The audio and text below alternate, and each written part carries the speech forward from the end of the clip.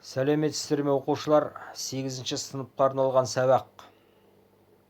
Сабақтың тақырыбы допты баспен соғып берудің әдісінің бастапқы және тереңдете даму сатысын жетілдіру. Оқу мақсаты арнайы спорттық қимыл қозғалыс әрекеттерінің дәлдігін бақылауды және үйлесімділікті дамытуға арналған қимыл қозғалыс дағдыларын көрсету. Қимыл қозғалыс комбинацияларын және олардың кейбір жаттығулардағы реттілігін құру және орындау. Күтілетін нәтиже допты баспен соғу кезінде денсаулыққа кері әсерін тигізуі мүмкін қауіп-қатерді төмендетуді біледі. Оқушылар қимыл қозғалыс жаттығулар әрекеті барысында қолданылатын әдіс-тәсіл туралы білімдерін жетілдіреді. Доппен алаңда қимыл әрекеттерінің дәлдігін бақылайды. Негізгі жаттығуды орындау барысында үйлесімділікті дамытуға арналған қимыл қозғалыс дағдыларын орындай алады. Сабақ барысы баспен соққы беру футбол ойынының ажырамас бөлігі болып табылады. Мамандардың айтуы бойынша баспен соққы беру футболдағы барлық техникалық қабылдаулар ішіндегі үшінші орын алады екен. Баспен соққы маңдаймен немесе бастың бір жағымен беріледі. Олар бір орында және секіріспен жасалады. Баспен соққы беру әдістерін меңгеру және жетілдіру жаттығулары. Бірінші ілінген доп. Доп жаттығушы басынан 10-15 см биіктікте ілінеді. Әрі қарай секіру жаттығулары орындалады. Екінші жонглер. Допты алдына тастап, басты артқа денені бұрып бұлшық еттеріне кернеу беру арқылы баспен соққы беру. Үшінші қабырғадан 2 метр қашықтықта тұрып, допты қабырғаға лақтырып, кері атқанда баспен соғу. Ауадағы доп.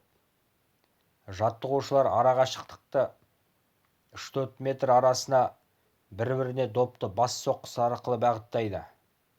Арақашықтықты біртіндеп ұлғайта береді. 5-ші сақина ішінде. Баскетбол сақинасына гимнастикалық сақинаны іліп, екі ойыншы сақинаның екі жағына тұрып, допты бір-біріне маңдай соққысы арқылы бағыттайды. 6-шы допты лақтыр. Екінші ойыншы жаттығады. Біріншісі допты қисық траектория арқылы лақтырады. Екіншісі баспен соғып қайырады. 7-ші секірісте. А ойыншы В ойыншының артына орналасады. Б ойыншы олардан 3 метр қашықтан оларға қолмен допты лақтырады. В ойыншы А ойыншының үстінен баспен соққы беру арқылы допты кері қайтарады. 8-ші қолдан ал. Олардың біреуі қолмен допты ұстап жоғары көтереді. Одан 3-4 метр жерде Б ойыншы орналасады.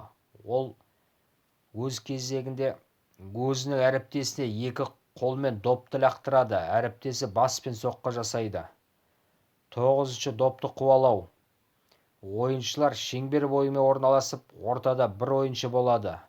Шетінен ортадағы ойыншы баспен соққы беру арқылы допты бір-біріне беріп шығады. Доп жерге түскен кезде ортадағы ойыншы алмасады.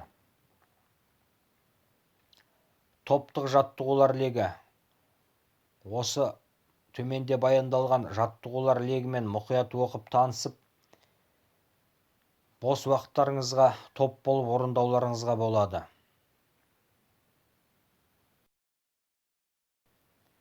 Тапсырма. Футбол элементтері мен эстафета ойынын ережесін мұқият оқып танысып, осы ережеде көрсетілген жаттығулар легін бос уақыттарыңызға орындауларыңызға болады. Енді келесі кезекте бейнероликке береміз.